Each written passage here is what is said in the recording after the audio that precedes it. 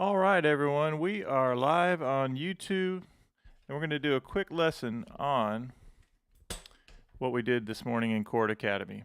So I want to first of all say thank you to everyone who's been sending me little donations for our backing track project that we've been doing, and just in general, thank you so much for the PayPal donations that have been coming in. If anybody does donate over this lesson or on the replay, I'll send you guys this PDF. And this is a killer jazz piano voicing thing for two-hand voicings. We have root, we have our flat 7, 3, 13, 9, 5 root, and so it's based on fourths. Like most of this PDF is to teach you about how important fourths are, the shape of a fourth, and we do this in all keys. And just so you guys know, there are lots of different ways I like to use fourths in our practice time. So I'm going to show you something that we did this morning, and I call it 1-6-2-5 in reverse. So throughout our lesson this morning, we were talking about how you can take this particular F13 voicing and watch what happens if I play the same thing on the 6th chord. I have a 4th voicing and then a 4th voicing and then a fourth voicing. So notice that through the use of playing these voicings but also using tritone substitutions, if I did 1-6-2-5 in the key of F and I go F13 to D13 to G minor and then to C7, that's 1-6-2-5. But we can also do this 1, 6, and then we can go dominant 2, so G13, and then we go down a half step, and now you have F sharp 13, which is the tritone, the sharp 4 away from C. So we have this nice, really modern movement. What's up, T-Man? Hey, Dad. This is sort of a reboot of what we did this morning. Just showing the YouTube community what we do in our Chord Academy. So let's go through this idea of what I mean by reverse. If you were going to learn how to transpose this in another key, there are a couple of important things. Yes, that's right. We have a ball game today. So we have F13, and I'm going to go up a half step, and another half step, and another half step. So I'm doing this in reverse. Instead of 1, 6, 2, 5, now I'm thinking 1, 5, 2, and the 6th chord. And the goal of this particular stream is to show you, like, how do you easily get from the 1 chord to the 6th chord with this nice, and what is this chord anyway? This D7, and you have a sharp 5, or flat 13, however you want to call it, but I'm going to call that a sharp 5, the flat 9, and the sharp 11. So it's an altered chord, because in my left hand I have a D7 with the sharp 9 right there, and I have the sharp 5, the flat 9, and the sharp 11, which gives me a really nice modern voicing right there. That's for your D7. Now I can do this. I can go 1, 6, and if I go down a half step, now I'm playing a G13, which is the 2, and then 5 is C.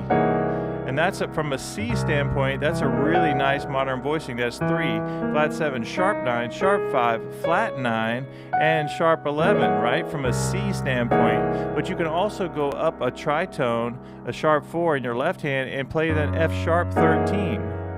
And one of the best little tips I could tell you right now is that as you learn these particular voicings, this being an F13, flat 7, 3, 13, 9, 5 root, is the same. If I go up a tritone in my bass note and play the same chord, that's B. A tritone away from F is not B flat, but B natural.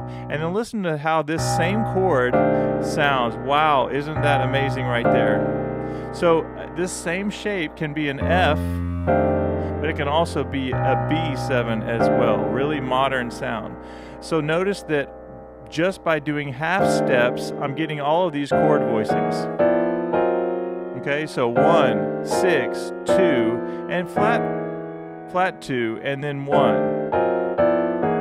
Now, if I'm looking at this in the terms of the bass note, the bass player is doing his 1, 6, 2, 5, 1. But I can also think of it like this, 1, and instead of 6, 2, 5, I could go 1. What's the tritone of D, the sharp 4 away? It's A flat.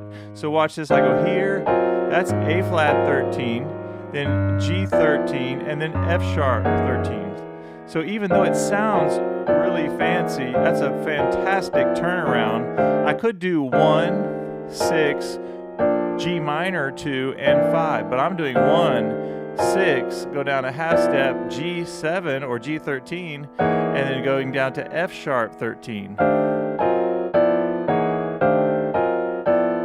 And the reason, again, that I say to practice this in reverse is because I want you to get familiar with, an easy way to grasp this is to get familiar chromatically with how these chords work. So I'm here and I'm saying, okay, that's the 1, and how do I find the 5, the very last chord before the 1? It's just up a half step. That's going to be F sharp 13.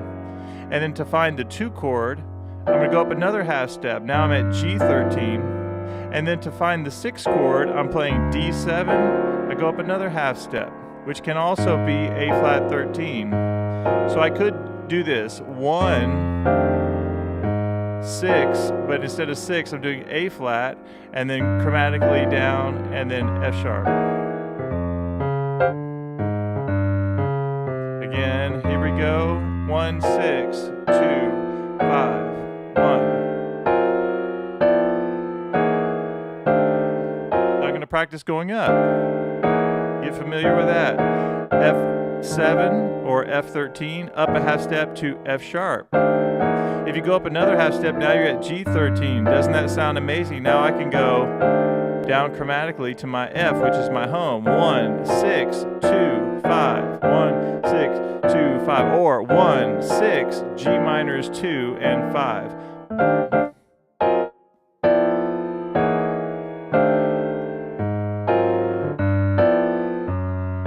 Or C, I could use that. Okay, a couple more tips and then we'll call it a day for this short lesson. And one of those is this, is that as I played this voicing right here, flat 7, 9, 13, I'm sorry, flat 7, 3, 13, 9, 5 root. I always like to say them out loud, left to right, as I'm spelling these out. And to spell any chord, you think of that particular major scale. So the key of F as 1 flat, it's B flat. So F, G, A, B flat, C, D, E, F.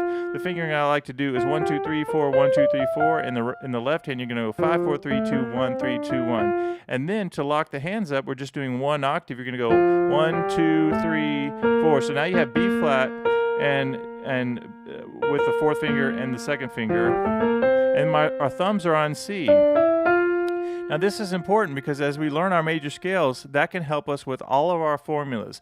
If I say learn or spell out this chord formula to do F13, I say, all right, what's the flat 7 of F? And the flat 7 of the F scale is not E, but E flat, and then I go the 3rd note, the 13. Why is that D called the 13 and not the 6th of the scale? Because anytime you have the flat 7, you're adding notes on top. So it's flat 7, 3, 13, and then my right hand I have 9, 5, and root. This is our 4th voicing that's going to sound amazing as we learn how to play this in all kinds of different keys. Same exact shape. So as I learned this really amazing F13 voicing, you can practice playing with the root. But now here's where it really gets fun. If I'm playing a blues like this on this sheet, and I go 1, 4 chord, 1, and then C minor, F7, and then I go diminished, F, and I go 6 chord.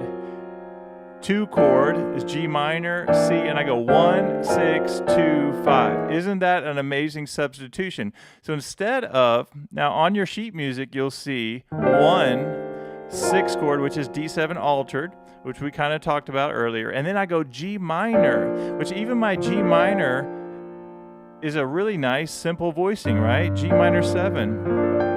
Has the 9th in there, it has the flat 7, minor 3rd, 5, 9, 5, and it has the root on top.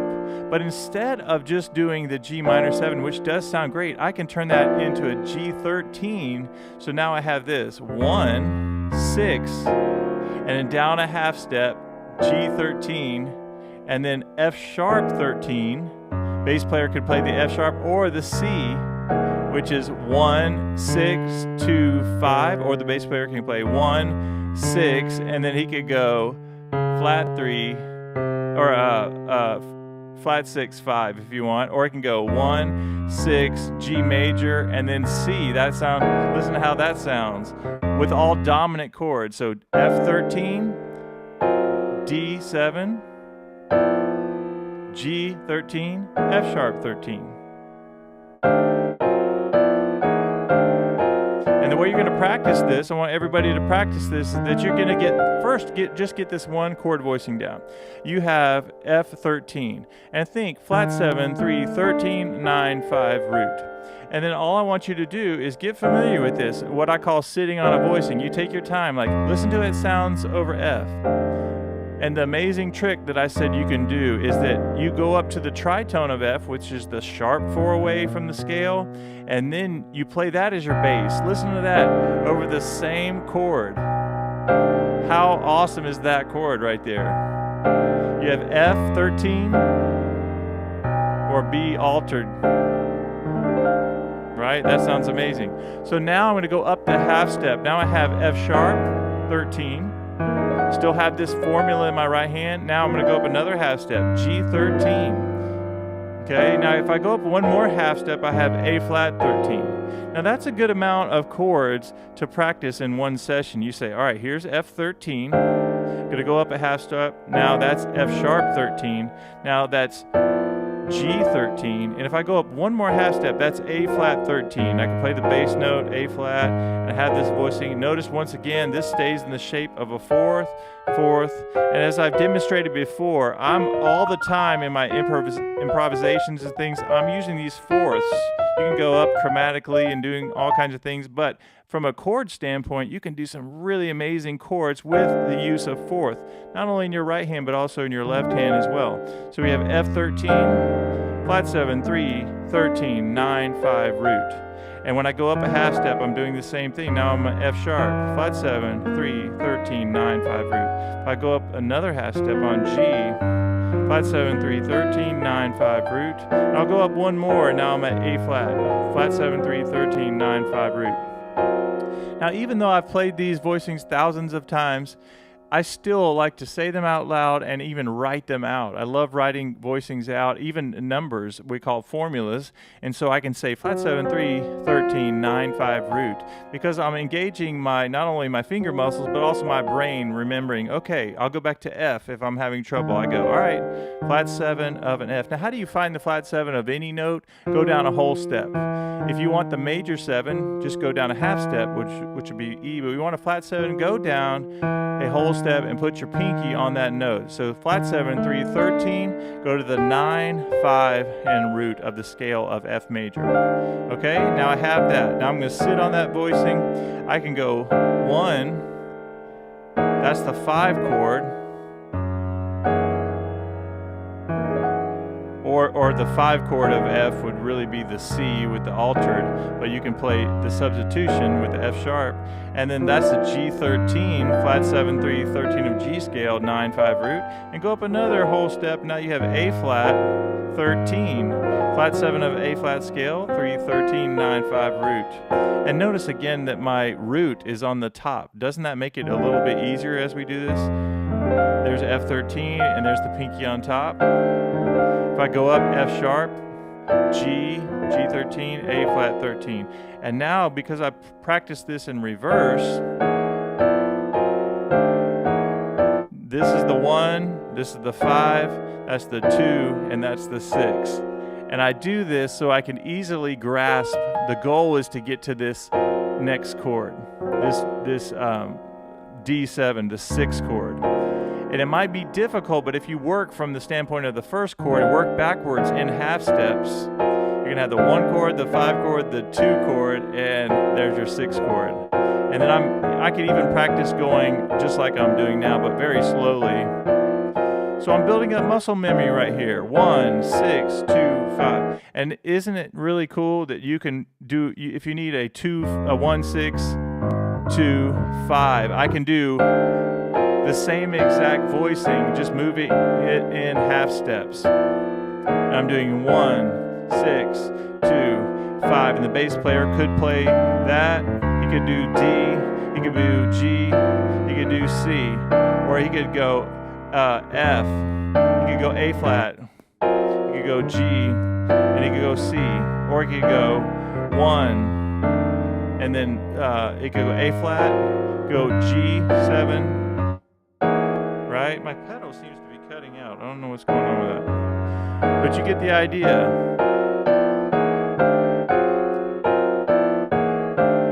And to me, this voicing right here is so nice, isn't it? You have your 3, flat 7, sharp 9, sharp 5, flat 9, and our sharp 11. That's just such a nice altered voicing.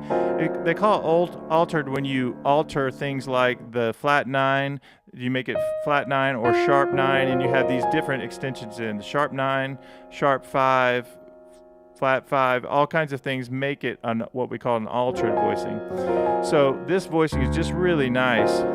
3, flat 7, sharp 9, sharp 5, flat 9, and sharp 11. And when I play that over a D, it sounds really great. When I play it over an A flat, which is the tritone away from D, it's just an A flat 13, right? Sounds good, but it's not that dissonant. When I play it over D, just sounds like a bunch of sauce in there. All right, guys, again, thank you so much for hanging out on this very short lesson, but I think a fun lesson to kind of demonstrate what we do at in our Chord Academy.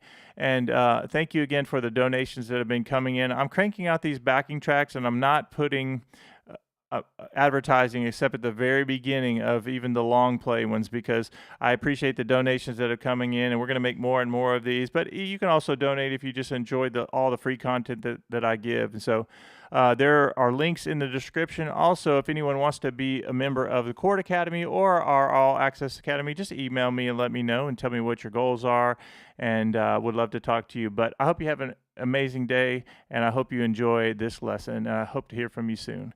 I'll see you guys in the next video. All right, Dad, see you in a little while.